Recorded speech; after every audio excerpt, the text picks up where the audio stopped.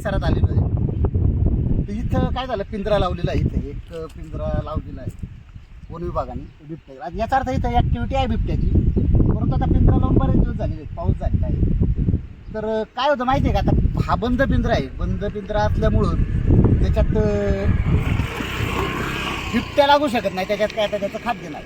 परंतु याच्या आधी आता पिंजरा ज्यावेळेस आपण लावतो किंवा वन विभाग ज्यावेळेस पिंजरा लावतो, ते पिंजरा वॉश केला जातो, धुवून घेतलेला असतो. त्याच्यात जर त्यांनी जर खाद्य ठेवलं असेल त्याच्या आधी, तर त्या खाद्याची स्मेल असेल. त्याच्यात जर स्मेल असेल तर बिबट्या तिथे येऊ शकतो किंवा ते पाहून जाऊ शकतं.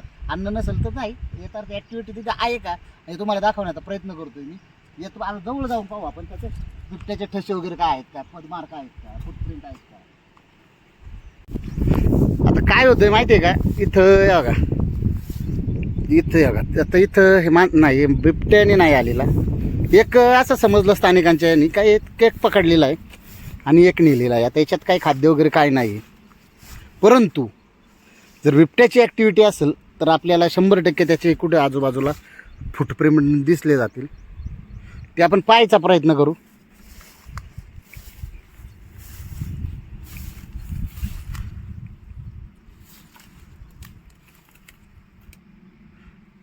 असं स्थानिकांकडून अशी माहिती मिळते का एक नेलेला आहे इथून, परंतु काही नाही दिसत, काही नाहीच आहे, कारण पाऊस चालू आहे सारखा.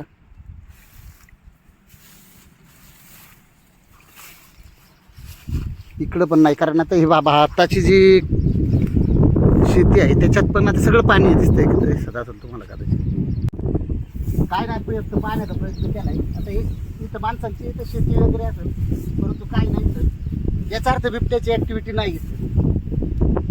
एक स्थानिक म्हटले एक नेला आहे, परंतु परत अजून म्हणता येते एक दुसरा आहे म्हणून तोच पिंजरा ठेवलेला आहे. परंतु आता काय पाऊस सारखा चालू आहे, ते येण्याची शक्यता कमी, कारण बिबट्या शक्यतो पावसात आणि त्याला पाण्यापासून पाणी फार आवडत नाही त्याला.